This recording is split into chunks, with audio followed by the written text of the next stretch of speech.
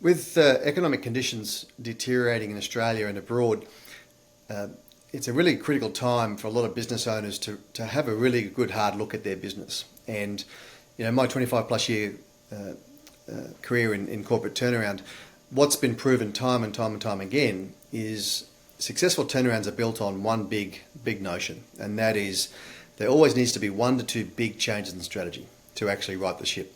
Very, very rarely, and I mean maybe 2-3%, there's a temporary liquidity issue that you can solve and get back to business. So encourage all business owners out there, boards and management teams that are struggling with your business, or you're advising them as their lawyer, their banker, their accountant, etc. Get them to have a really hard look, across the business, and what are the 5 really big critical issues that they're facing.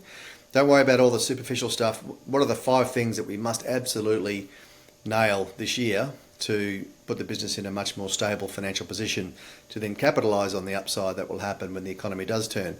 And that will inevitably flow on to 1 to 2 big changes in strategy. So it could be rationalising your supplier base, your customer base, your product range typically. A lot of businesses get into a situation where they've dramatically improved the number of products that they've got, and they're now sort of straying outside their core, and they don't know which products or customers are profitable, which ones are not. So quite often, a downsizing or a rationalisation of that product range or customer base actually helps you get back to profitability very quickly. That's just one example, but really spend some time through a workshop or an offsite to really try and work on those 3 to 5 big critical issues, and what flows from that is those 1 to 2 big changes in strategy that would be required to make a fundamental change in the trajectory of the business.